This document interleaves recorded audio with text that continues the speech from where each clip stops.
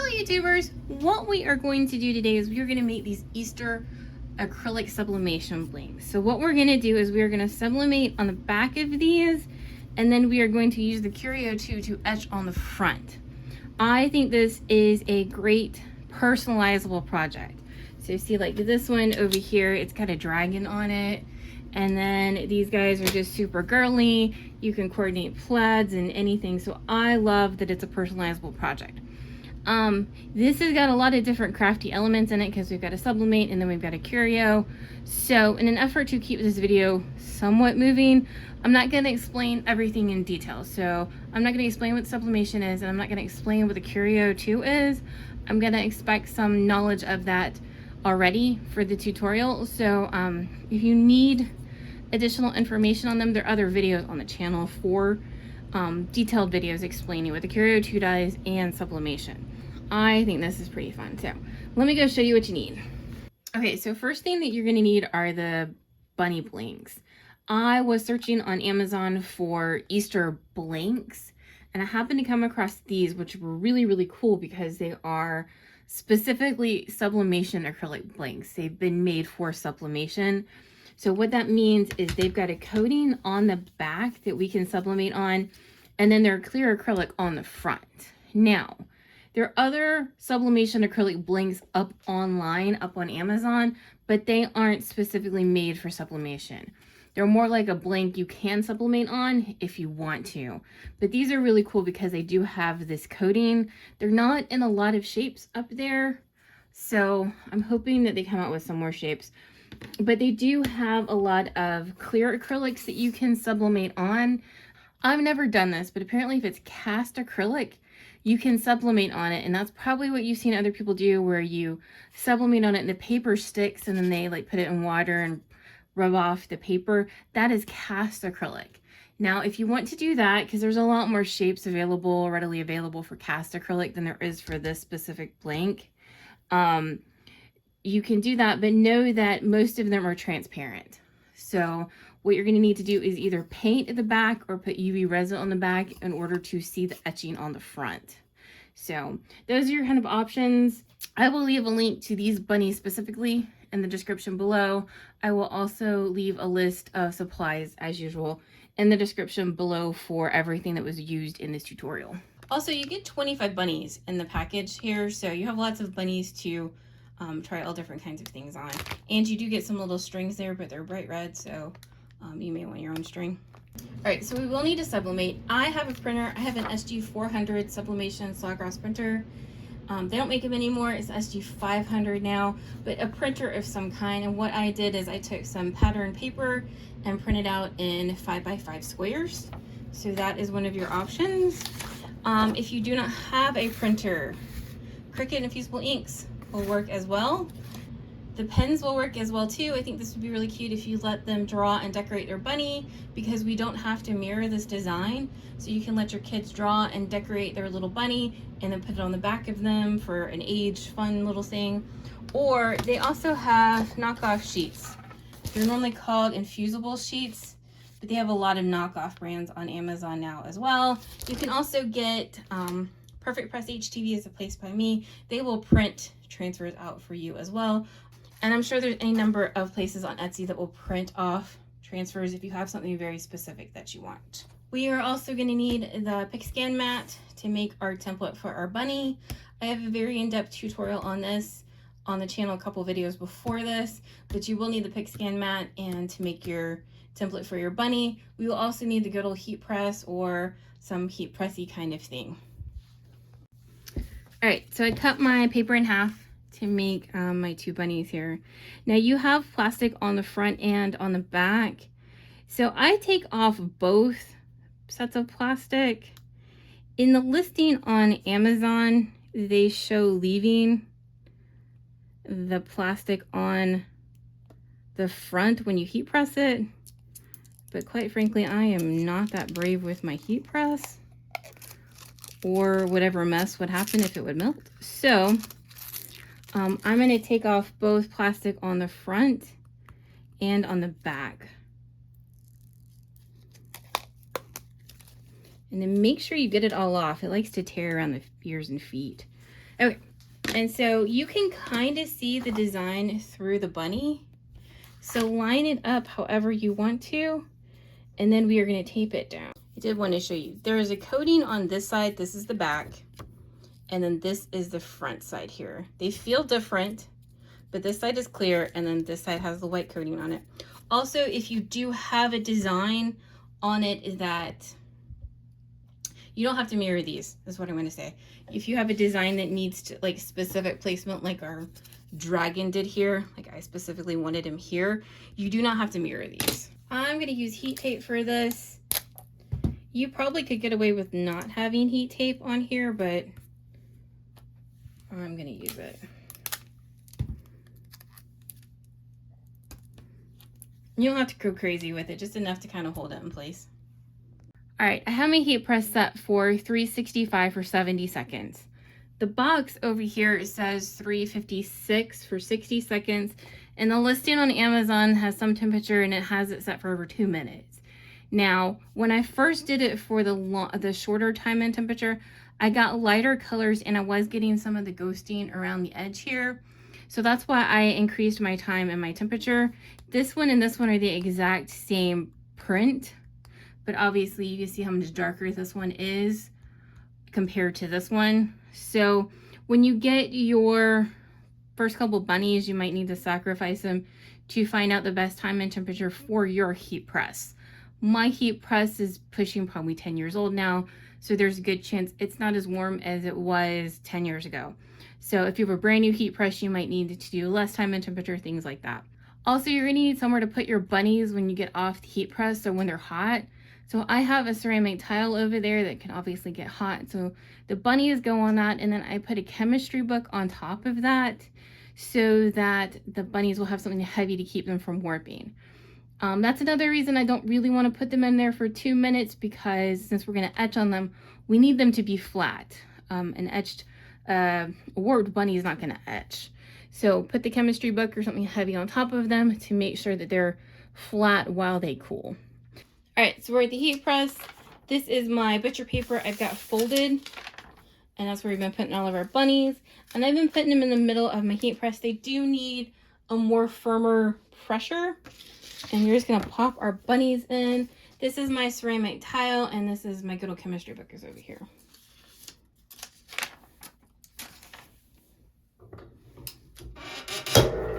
And your bunny's gonna go in paper side up. Alrighty. Get our bunny out of here. I take the paper off quickly-ish. And then we're gonna put our bunny over here and put our book on top of it. All right, so while our bunnies cool over there, we are gonna go make our template to etch on our bunnies.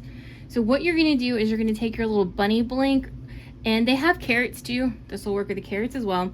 So what you're gonna do is on a regular piece of paper, you're gonna take your little blank and we're gonna outline it. So I just took a regular pen and we're gonna outline our bunny here. And this works on any shape acrylic you wanna do. And then what we're gonna do is we're gonna put it on our PixScan mat here, and then we'll take a picture of the mat from up here, making sure you get in all of the little marks and stuff. Now, the PixScan mat has a bad reputation.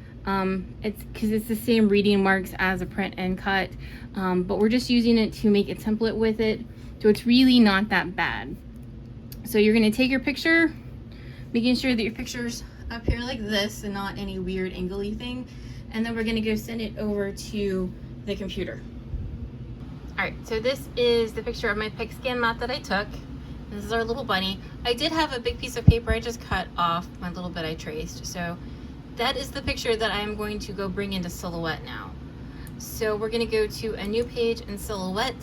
It's over here, it's called the Pic Mat, or Pic, P-I-X. And I'll tell you this. So we're gonna import picture from file, and then we're gonna go hunt down our picture, and it'll read it automatically. I took it with my iPhone 6, and then it'll bring it in here for us. Once it's in here, we're gonna go over here to tracing with the butterfly. We're gonna trace, And then we're going to move our threshold here. It's always a good reminder, I don't know crap about tracing. I don't use this program for that, so I just kind of move all of this until I get what I want, which is a big dark outline of our bunny here. So then we are going to trace, and then we can bring him over off here. What I want to do now is release compound path. And it's taking a minute because we've got a billion little speckles up here. And then what we're going to do is, I just want this inside part of the bunny. All the rest of this we can just delete. Now, my bunny here, first thing up, you have a point value up here, which is going to make our bunny fatter, so you can actually see your bunny little outline here. It doesn't change anything, it just makes it where you can see it.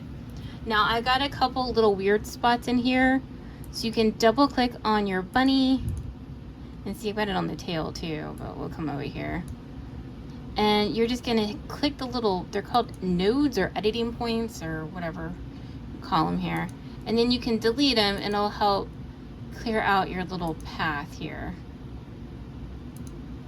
so that we can have a template for our bunny to sit in. Now, the bunny, the outline in the template does not have to be perfect. The first one I cut was too little and it still kind of worked. So it doesn't have to be perfect. You need it for two reasons. One, for placement, and one to kind of help hold. And if it does that, it's good enough. So that is our bunny. Now I'm going to copy and paste it into, this is my Curio window here that I'm going to save. All right, so now we are in our Curio window. This is the version of the software that I'm using. I've got Curio 2 selected. Either one of these will work. It doesn't really matter. I have the debris tray on because we are etching. And then I've got the cutting mat selected. You can go with the electric static bed here and then have the, yeah, and I don't know why anybody, I don't understand that one. Anyway, so you can have the debris tray on and our mat here, which is what we want. And then this is transparency, which I get asked about all the time. Now we're gonna go send our bunny over to cut out so that we have our outline for our template here. So we're gonna come over here. We are gonna be using carriage 1. I have the chipboard, auto cut, and then the auto blade, and then we're just gonna cut him out. I've already done this, so I'll show you what it looks like on my mat. I've never had any problem with this setting. It always works fine for me. Okay, so this is our debris tray. Under this, with the washi tape, I have an old mat taped to my bed here. And then on that, I have put, this is the Silhouette brand chipboard. And then what would happen is, the blade is over there, it's the auto blade. It comes over, does its little dance, and cuts out our template for us. So this is the bunny that I've already used to etch my examples I showed you. You can see the dust. Always use an old mat over here. And then I just put the bunny back in when I'm not using it. And that is going to be our template. Make sure you have lots of washi tape and then a paintbrush to help move your dust around. All right, so we are back in our software. So we're gonna go over to design now. And this is our little bunny. And what we're gonna do now is put our names in here for our, to put on top of our sublimation here. So we're gonna put Willow here. So this is just a standard font that I've got from the internet somewhere. I'm gonna suggest like a big fat font. This was the Easter I did too. A big fat font is probably going to look better and stand out more on the busy background than like a really skinny little font would. So keep that in mind. Also, we're gonna use the Power Engraver for this. The Power Engraver is gonna make this fatter than it appears on screen. So if you're gonna, so like up here, all of this and the little tiny bunny ears just didn't really come through as well as I would have liked.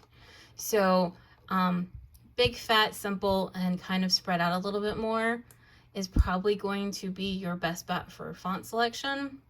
But you have 25 bunnies, so by all means, try every font you want to. I'm actually gonna move my WO a little bit. Now from here, we are going to go to our specialty tools, and it's this one, the etching. I've already put it in here. Since we're using the power engraver, I always go with this hatch fill and then as close as it can go. The angle doesn't really matter, so I just keep it straight up. And then that way, what it does is it puts the 8 million different little bitty lines in here for us that the machine will go over for us. And now all we're gonna do is put this on top of our bunny. I would caution to keep it not so close to your edge here, because you don't want to risk having your edge go off because it'll ruin your blank. So, and remember, if you have a font, you can totally ungroup them and move them around however it is you want to, if you want the letters closer together or farther apart or anything like that. All right, so we're gonna go over to our send panel. Now we are still in carriage 1 because that's what we use to cut our chipboard. So select all of this and hit no cut. Now we're gonna select our name here and we're gonna do carriage 2. And I always just use the metal etching sheets because there's a setting for it. Power engraver, the power engraver is on, that's why it's detecting it. And then we're going to hit power engraver action and it's gonna light up blue showing it's for carriage 2. I've edited this and I have a force of 15 and then I just use a speed of 1. You probably bump that up a little bit, but I haven't. So, and then I always try to do this in 1 pass. If you do it in 2 passes, it's going to make your design even, it's gonna make it even wider. So I try to do it in 1 pass for that reason. So we're gonna go put our bunny in here and let it etch for us. So this is our bunny for Miss Willow. She likes pink and blue, so that's why we chose this one. And so I just move him down here and we'll put our bunny into our template here and see it just needs to hold it and not move it. And then I like to tape it as extra insurance to make sure that our blank doesn't go flying, because we are putting quite a bit of pressure on it with our etching and it's going to want to move and etch and do all sorts of stuff. So I tend to go for the more is better with tape here. Now, if you want to be brave, because you have the template, you could put in bunny features and feet and all sorts of things on it. The template's pretty accurate to me, it seems like. So, all right, so I'm gonna hit send over in my software and the machine's gonna do its little dance and we will etch.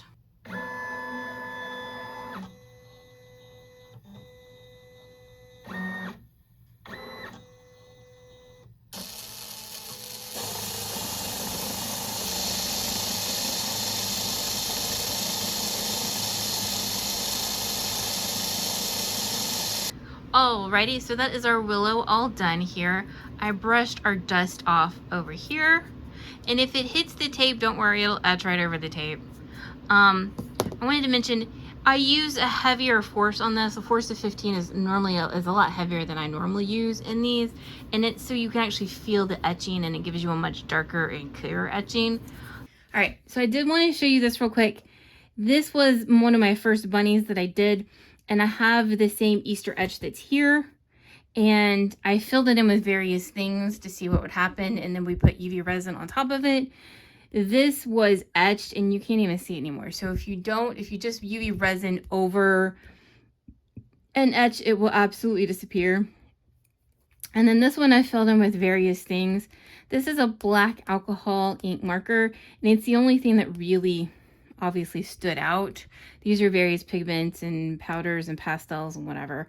So you can try alcohol markers. Some of them stood out and some of them just disappeared into the etch. But this black one did well. I've never tried Rub and Buff. Maybe we will for another project. But know that if you want to go fill it in with something. And then here are our finished ones we have. This is Miss Willow. And then I did do the pink one, which is Hazel. And then for this one, I got really nervous up here. I put the etch around the dragon. He loves dragons, so we made a dragon with Easter eggs. So when I just put the etch around it, I got really nervous up there. I think personally for me, the darker colors on the back look better. I think the etch kind of gets lost when it's really light colors. Also, there was a lot of different things in this video. I kind of always struggle to know how much to put in and how much just to leave out. My teaching nature wants to tell you everything you ever possibly could need to know about this, but obviously it'd be a really long, torturous kind of video. So if you have any questions, please let me know down in the comments. I will do my best to answer them, and I will be back with another tutorial soon. Thank you so much for watching.